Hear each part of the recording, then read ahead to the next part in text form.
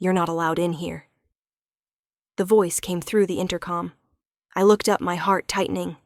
Emily, my younger sister, stood on the porch, her hand on her phone, her eyes cold as ice. She didn't ask how I'd fared after 2 decades in the military. She didn't ask why I'd returned. Just one sentence followed by a decisive action calling the police. "I am Claire Donnelly, retired Lieutenant Colonel of the U.S. Cyber Command.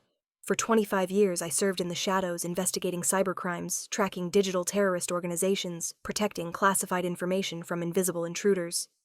I've stood before the Senate to explain operations even senators couldn't fully grasp. But none of those missions made my hands tremble, like facing my sister at the doorstep of our grandfather's house, the man I loved more than anyone. The taxi had already left, leaving me alone in front of the house that once sheltered my childhood. The day I enlisted, my grandfather shook my hand firmly and said, "When you come back, the house will still be here." That promise carried me through years of service. Yet now the door was locked, my family pushed me away, and that promise lay in shards. "I just want to see Mom," I said, my voice trembling more with anger than sorrow. Emily replied like a programmed machine, "Mom doesn't want to see you. Neither does Dad. And your name isn't on the deed to this house." I stood frozen. 10 minutes later, a police car arrived.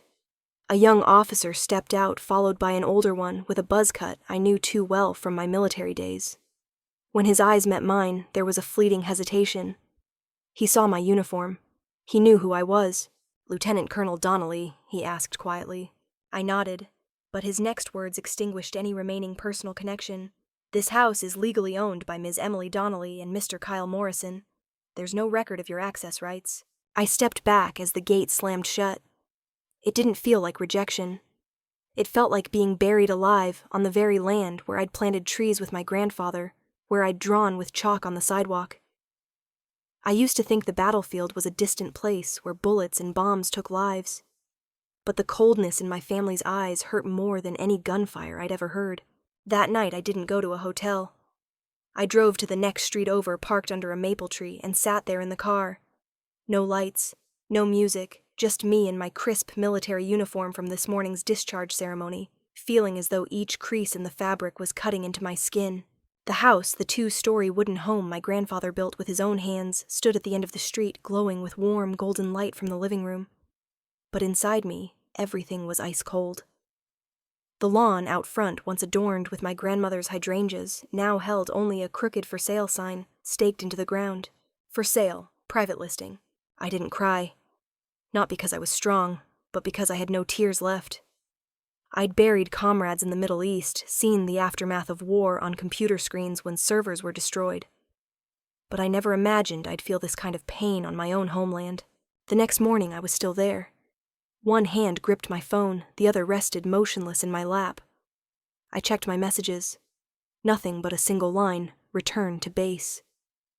"There's nothing here for you." No name, no emotion.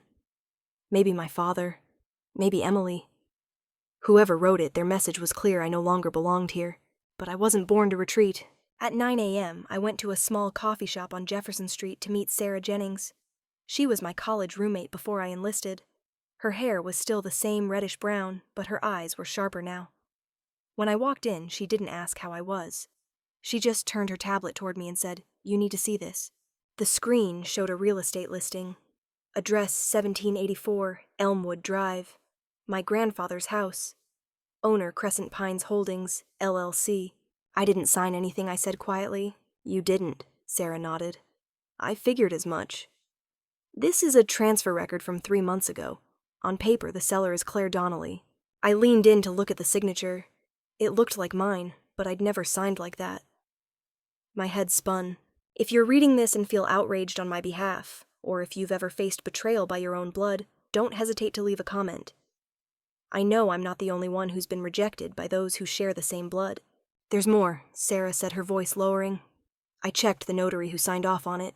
He was suspended last year for forging DMV documents. I clenched my fists. There was no doubt now.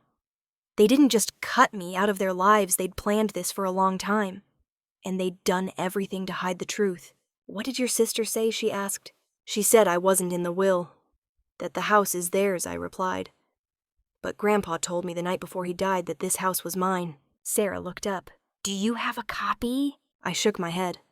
No, but he kept video diaries. I think I still have them on a hard drive. Then we can start there. In the glaring light of that autumn morning, I felt for the first time that I wasn't entirely alone. The battle was just beginning, but this time it wouldn't involve bullets. Just a name, a signature, and the truth. And I swore I'd take it all back. I'd spent countless sleepless nights on classified missions where every signal could be a trap.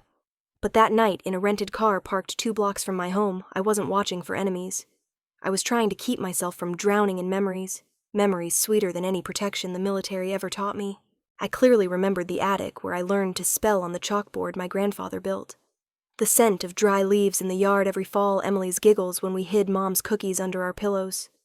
All of that now felt foreign, as if it belonged to someone else. I used to think that no matter where I went, I could always come home. But this morning, as I gazed at that house, I realized I'd lost more than a home. I'd lost my place in the bloodline I was born into. I still don't know what drove me to step out of the car at dawn. Maybe instinct. Maybe a fragile belief that something hadn't been erased yet. I walked to a nearby coffee shop, grabbed an espresso to go, then stopped by the local real estate office. At first, I just wanted to make sure I wasn't paranoid. I'd like to ask about a house for sale. 1784, Elmwood Drive. The receptionist typed quickly, then turned the screen toward me. The words froze me. Owner Crescent Pines Holdings, LLC. Seller Claire Donnelly. My name. On the paperwork selling my grandfather's house. A signature I never made. Do you know them? The clerk asked. I shook my head slightly. I'm Claire Donnelly, and I never sold that house.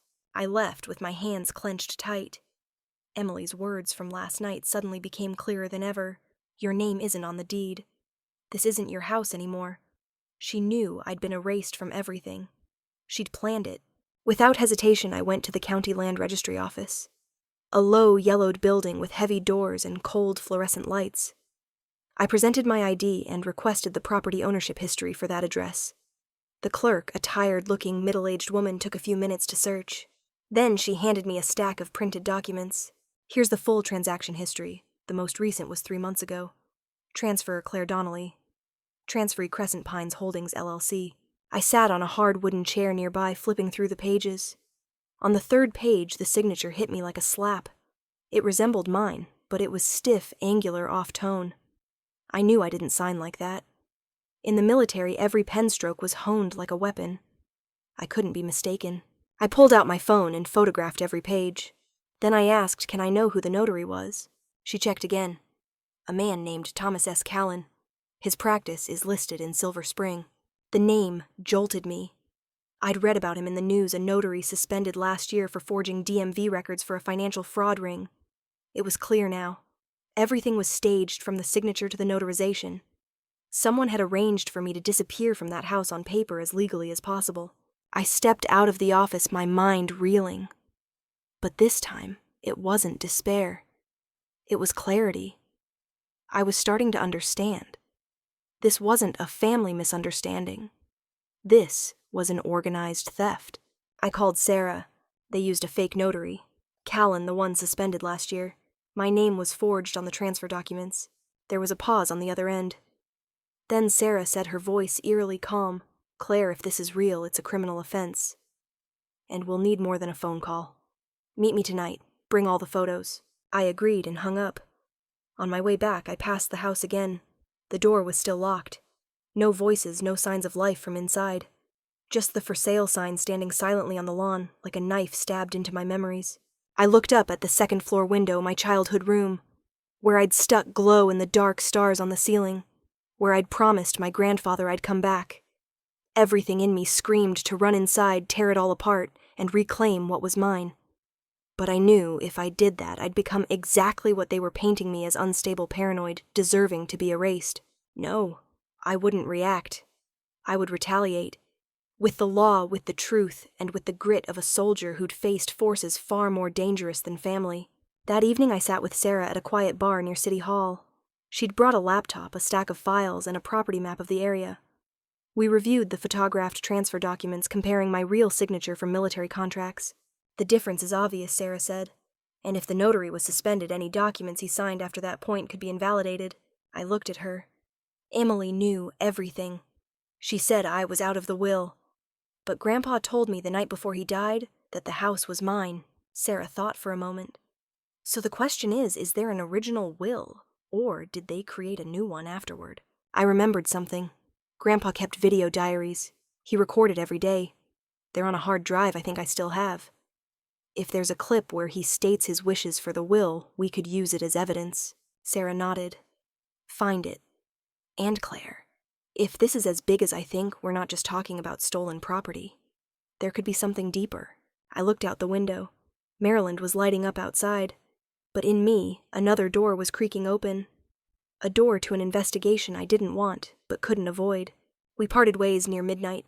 I returned to my rental, powered up my laptop, and dug out the old hard drive. It was dusty, but intact. I plugged it in. A folder appeared, Journal Old Man 2015. I opened the first clip. My grandfather's voice came through. That familiar, gravelly tone.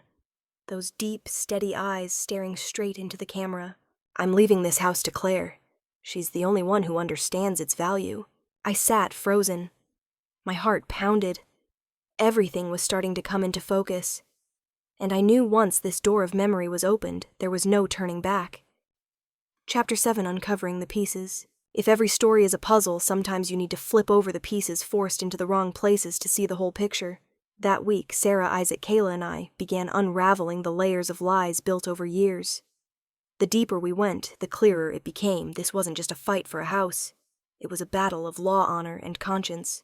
Kayla led the charge. She traced a web of suspicious financial transactions through shell companies. First Raven Pine Logistics, then Pinecrest Holdings, followed by RCP Ventures. 3 names, 3 distinct legal entities, but the money flowed to a single address in Delaware. The names seemed unrelated, but were structured with the same logic as if someone had designed the entire system with intent. There's evidence of money laundering, Kayla said, projecting data tables onto the wall. The money is funneled through layers split into smaller amounts at each company, then consolidated in a personal account in Nassau. Isaac complimented her work by tracking transaction histories, and the results chilled me. Every delivery to the house's basement ones I'd witnessed while surveilling aligned with a large wire transfer. One document stopped me cold, a contract for a Department of Defense logistics bid, signed by Matthew Donnelly. I stared at the name for a long time. My father. The man who taught me that honor was the only thing a soldier could carry off the battlefield. Yet now he was suspected of forging signatures, colluding with shell companies, and defrauding defense budgets. The signature has an 87% match to the original Kayla pointed to the screen, but under infrared the pen pressure is completely different. It's not his direct signature. It's forged. I asked, my voice catching, but who did this, and why use my father's name? Sarah cut in. There are 2 possibilities. 1, someone else forged it, your sister Kyle, or a partner in the system. 2, he signed it but didn't want to leave a digital trace. Kayla added. Either way, this financial system points to one thing: misappropriation of funds and laundering through logistics chains. Every contract is tied to shell companies with the same representative. I asked, who's the representative? Delilah, she said. Her name appears in the executive filings for RCP Holdings. Her personal account received 3 transfers of $24,500 each, exactly the fee for a month's military logistics contract. I swallowed hard. So they used my grandfather's house as a storage hub, a transit point, then signed contracts under a military family's name to legitimize it. Sarah nodded, already drafting a lawsuit. This isn't a civil dispute anymore. We're dealing with federal crimes, financial fraud, document forgery, misuse of defense contracts. I sat stunned. That house, where I ran barefoot, where my grandfather taught me Morse code with a flashlight, had become a hub for the very crimes I fought against overseas. Matthew, Isaac said gently. His name isn't just on the transfer documents, it's also on the federal contract authorizations. He's the final approver. I went silent. Not only did my father know he might have orchestrated it all, the forged signature could be a cover, a way to dodge blame if investigated. I'll be the primary witness, I said. I have documents, diaries, recordings, and what I gathered while surveilling. If needed, I'll stand in court. Sarah stopped typing. She looked at me like a comrade. Then we're going to war. We built the case, financial records, transaction reports, camera stills, the recording of Matthew's voice in the basement IP activity logs. Each piece was time-stamped evidence coded and legally verified. Isaac handled the data encryption and money flow mapping. Kayla traced IP routes from Miami servers to offshore company registrations. Each fact filled a gap in the bigger picture. I could feel the weight on my chest as I looked at the financial map, with red, yellow, and green arrows linking Delilah, my father, Kyle, Raven, Pine, and military contracts. A calculated web draping my childhood memories in threads of betrayal. "Are you sure you can go all the way?" Sarah asked. I met her eyes. "I've walked into fire 7,000 miles from home. I won't stop when the betrayers are in my own house." I found it in a stack of old documents my father had left in a desk drawer, a mix of renovation invoices, legal memos, and logistics letters. The invoice listed Willamette Oaks Nursing Home in Oregon, recipient Mary Donnelly, my mother. The woman I'd been told had passed away from dementia over 3 years ago. My throat tightened. My hands shook as I reread the dates on the invoice. My mother wasn't dead. She'd been taken away. Silently, without a goodbye, without anyone informing me her daughter. I booked a flight to Oregon that night. The cross-country trip felt like a lifetime. I stared out the plane window at clouds that seemed to shroud a truth someone had buried. Willamette Oaks. Nursing home sat on the outskirts of Eugene, surrounded by tall pines and misty fields. The scenery was like a painting, calm, orderly, and indifferent. I stepped into the lobby, my heart pounding my chest heavy with suppressed memories. I gave my name and asked to see Mary Donnelly. The nurse hesitated. "You are—" "I'm her daughter," I said softly but firmly. "Claire Donnelly." A shift flickered in her eyes. She glanced at an internal information board, then led me down a long hallway where afternoon sunlight streamed through glass, casting thin streaks of light. Room 314 at the end of the hall. I took a deep breath and pushed the door open. My mother sat by the window. She was thinner than I remembered her hair now, mostly silver, but her posture was still straight, and her eyes, those eyes hadn't changed. She was flipping through a book, her frail hands gliding over the pages, as if reading to keep memories from fading. "Claire," she asked, her voice steady without doubt. I froze.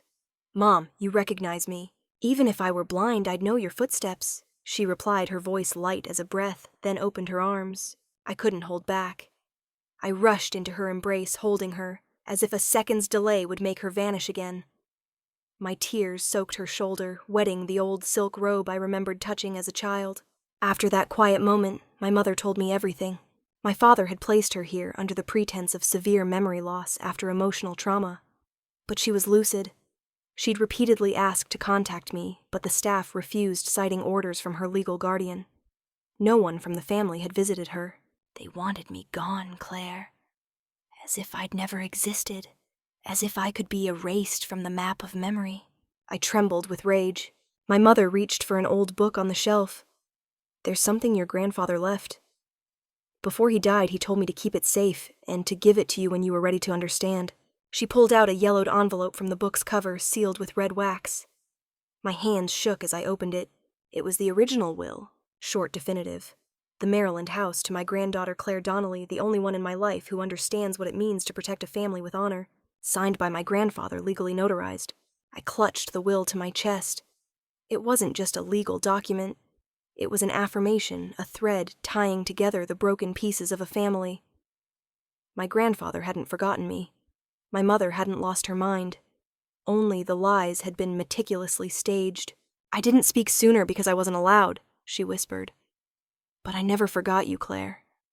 I always believed you'd come back and uncover this truth." I sat with her for hours. We reminisced about old times, her apple pies every Christmas, the piano echoing through the halls, the time I scraped my knee, and she bandaged it as if it were her own wound. The world outside vanished. It was just the two of us in a quiet reunion. On the flight back to Maryland, I was no longer the daughter rejected from her inheritance. I was the one holding the truth and carrying the rekindled love of a mother buried in darkness for 3 years. As the plane landed, I opened my phone. A message from Sarah. "They're reacting. They know we have the original. Be careful." I smiled. For the first time in months, my smile wasn't tinged with bitterness. I had my mother. I had the will. I had the truth. And I would use everything I had to reclaim justice, not just for me, but for my grandfather, my mother, and for the honor of a family betrayed. I never returned to that house with a steadier step. Before every time I stood before that black iron gate, I was an outcast, a rejected daughter, a retired soldier without a homeland. But this time I had everything: the original will, legal documents, and an undeniable truth. I walked with Sarah, backed by a relentless investigation. No longer doubt. This was certainty. The sky that day wasn't rainy, but the air was thick, as if nature itself held its breath. I wore my uniform not to intimidate, but to remind myself I'd lived long enough in honor to know I had nothing left to fear. The car stopped at the old gate. The porch light still glowed, and for a moment I remembered childhood nights when that light meant your home. But now, it was just the cold glow of those who'd tried to erase my existence. Sarah stepped out first, holding sealed court orders to freeze the property. I followed slowly, as if stepping into my own memories. Emily opened the door. Her face twitched when she saw me, then quickly tried to regain composure. "What are you doing here again?" she said, her voice betraying her loss of control. "To end this," I replied. Not with words, with the truth. I handed her the freeze order. Emily took the paper, her eyes scanning the lines, then shifting to Sarah as if to protest. But Sarah was no stranger to courtroom confrontations. All assets tied to this property, including accounts, usage rights, and transactions from the past 90 days, are frozen pending the court's investigation. She said clearly, each word landing like a hammer. Kyle emerged from the living room, his face paling when he saw the documents in his wife's hands. "This is fake," he snapped. "Like the will you used to steal my house." I shot back, my eyes locked on his. "I don't want the land or the money. The only thing I'm taking back is my honor." No one answered. For a moment, the silence was so heavy I could hear my own heartbeat. Emily clutched the paper, her lips pursed, while Kyle looked away, avoiding my gaze like a child caught red-handed. "I know you thought I'd break," I continued, my voice low but resonant. "That after years on the battlefield, I wouldn't have the strength to face my own family. But I've stared down death, and I know this betrayal from those closest hurts more than any enemy. And it cuts deeper." Sarah stepped forward, pulling the original will from her bag, my grandfather's signature, and a valid notary seal. "This has been verified by the court. It will be the cornerstone of the upcoming trial," she said, placing a copy on the table. Emily's hands shook. I could see her trying to hide her panic. Kyle stared at the floor, silent in a way that felt menacing. "I'm not here for revenge," I said, looking directly at my sister. "I'm here to end this cycle of lies. For Mom, for Grandpa, and for you. If you still remember, we were once sisters." Something flickered across Emily's face. Maybe regret? Maybe fear? But I didn't wait for an answer. "I won't come back here again," I said. "Next time we meet in court." I turned and walked out the sky now, casting late afternoon shadows. It wasn't relief I felt, but a strange calm, as if I could finally lay down my weapon in a war I didn't choose, but had to win. I didn't agree immediately when the jail's request came. A special visitor meeting. The requester, Matthew Donnelly. My father. I'd spent years trying to understand that man. Then more years learning to live, without needing his explanations. When Sarah read me the message from the jail, her eyes held caution. "Are you sure you want to go?" I hesitated, but a part of me knew some things, if not faced, would remain a stone lodged in my chest. The visiting room at Montgomery County Jail wasn't like the movies. No tears, no rain-streaked windows, no soft golden light. Just a cold metal table, harsh fluorescent lights, and a clear glass partition dividing the space. When he walked in, I barely recognized him. His hair was almost entirely gray, his frame thinner, the prison jumpsuit, a stark contrast to the suits and weighty decisions he once carried. But his eyes, those eyes that used to make me shiver as a child, were no longer cold. "Claire," he called my name, his voice hoarse as if it hadn't been used in years. I stayed silent. He looked at me intently, then slowly sat down. "I know you're angry, and I don't expect forgiveness. I just want you to hear this." I tilted my head. "Go ahead." He took a deep, heavy breath as if pulling memories from the depths of his lungs. "When your grandfather was dying, he wanted to leave the house to you. But I stopped him. I convinced him to change his mind." My heart slowed. "Why?" "I thought you'd abandoned the family. The military chose to leave this place. I believed if the house went to you, it would become a forgotten relic. But Emily, she was always here. She knew how to hold on to the land, preserve the legacy. And I didn't. I asked, my voice low but clear. That's what I thought then. But I was wrong. His voice dropped. I didn't understand. You didn't leave because you turned away. You left for a greater honor. He paused, letting the words sink in. I still didn't know what I felt, anger, pain, or emptiness. Looking back, he continued. I see it clearly, the only one in this family who didn't sell their conscience, who didn't sign false papers, who didn't chase money and control, was you. I looked down, my hands gripping the edge of the chair. Something was shifting inside me.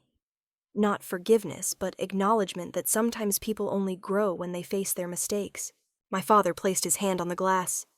Claire, no matter how this ends, you've kept the family's honor. I looked at that hand. The hand that signed contracts, forced my grandfather to change his will, hurt my mother, my sister, and me. But now it was just a trembling, fragile hand seeking redemption. I placed my hand on the other side of the glass. In that brief moment, our hands were inches apart, close enough to feel warmth, far enough to know we couldn't return to a time before mistakes. I didn't say I forgave him, but I said I hear you. And for him, maybe that was enough. As I left the jail, the early winter wind swept through bare trees. I looked up at the gray sky. Everything wasn't over. There was still the trial justice and my honor to restore before the law. But today, something in me had changed. An old wound had been reopened, and this time I wouldn't let it fester in silence. The federal courtroom that day was packed. The back rows were filled, reporters, veterans, old Maryland neighbors I didn't expect to remember me. But I didn't look at anyone. My eyes were fixed on the three people in the defendant's seats, Emily Kyle and my father, Matthew Donnelly. They looked different. No more arrogance, no more air of control. Emily's eyes were nervous. Kyle avoided my gaze, and my father, he just sat quietly, his face somber. Though I'd prepared for this moment, my heart still sank when the judge entered and called the session to order. The prosecutor spoke first, laying out the case with undeniable clarity. The three defendants had conspired to forge documents, illegally transfer inherited property, misuse my military identity to defraud government contracts, and launder money through shell companies. The evidence documents, signatures, bank transactions. My father's recorded voice from the basement was presented one by one. Then it was my turn to take the stand. My hands tightened as I stood, but I showed no emotion. I looked straight at the jury and recounted everything from the day I returned to the house and was rejected by my sister to uncovering the web of forgery and money laundering they'd woven behind my back. The defendant, Emily Donnelly, told me I was no longer part of this family, I said, keeping my voice steady. But that's not true. I never left my family. I left to serve my country. Honor to me isn't something to barter. I paused, then continued. They took my home with forged papers, used my military identity to deceive the government, and most importantly, they tried to strip away my dignity and name. But they couldn't take the truth. The courtroom was silent. I returned to my seat, feeling eyes from all directions, but I only nodded quietly to Sarah, who'd been there unwavering as my ally. The defense lawyers took their turn. They cited family tensions, my military past, even hinted at post-war psychological instability. But none could refute the clear evidence. Finally, the judge delivered the verdict. Emily Donnelly, he said, his voice deep and solemn. The court sentences you to 5 years in prison for complicity in property fraud, document forgery, and money laundering. Emily bowed her head. No tears, no protest. Just her shoulders trembling slightly. Kyle Thompson, the judge, continued. The court sentences you to 9 years in prison for orchestrating the misuse of military identity and federal money laundering. Your crimes were severe and systematic. Kyle closed his eyes, his face like stone. Matthew Donnelly, the judge, paused. Considering your age, prior contributions, and honest confession, the court sentences you to 3 years of probation, federal supervision, and orders restitution of $2 million to the U.S. government. I closed my eyes for a moment. Maybe I'd wanted a harsher penalty for my father. But some sentences aren't written on paper, they live in daily regret. As people rose to leave, a reporter approached me, but I shook my head. I didn't need to speak. I'd said enough in my testimony. Passing the audience, I saw an elderly man stand and nod to me. His eyes shone with respect. I recognized him as a veteran old jacket chest full of faded medals. You upheld honor for all of us, he said. I smiled. No one can erase what's true. I stood before the house that held my childhood, where my grandfather laid every brick, where I sat on the porch, watching glow in the dark stars twinkle on my ceiling each night. The place that was once my root, my home, my everything. But now I didn't see a house. I saw a story closed, a chapter written. I could have kept it. The court recognized my legal ownership, the original will was validated, and all fraud was exposed. But I didn't choose to keep it. I didn't need walls that held pain, or floors that echoed the cold steps of betrayal. I chose to donate the house to Freedom Haven Foundation, an organization supporting veterans who've lost homes, loved ones, or themselves in war. They needed a home more than I needed to cling to painful memories. The $2 million restitution from my father Matthew was split in two. Half went to a scholarship fund in my mother's name, Diana Donnelly. It would support children of veterans in need, those dreaming of studying law, medicine, or cybersecurity fields I'd walked through. I wanted to give opportunities to young people with the drive to rise from broken pieces. The other half I set aside for a blameless soul, Emily and Kyle's young son. A child who didn't deserve to be placed in foster care because of his parents' mistakes. I adopted him, not because he was family, but because he deserved to grow up in a decent home where honor wasn't traded away. Every evening as I read him bedtime stories, I see Emily's childhood eyes again. I see my mother smiling from afar. I feel the broken pieces in my heart slowly mending, not because I forgave, but because I didn't want to carry hatred as a legacy. The following spring, I walked into the Defense Library for a memorial ceremony. On the black stone wall of honor, among thousands of names, I saw mine, Claire Donnelly, Cyber Command, 1998-2023. I placed my hand on the carved letters. Cold, solid, enduring. It wasn't just my name. It was what I'd kept after everything, a name no one could erase, an honor no one could take. I didn't keep the land. I kept a name. My story isn't just a journey for justice. It's a journey to find myself. From a soldier returning with wounded honor, I learned to face the truth, forgive the past, and give value to the future.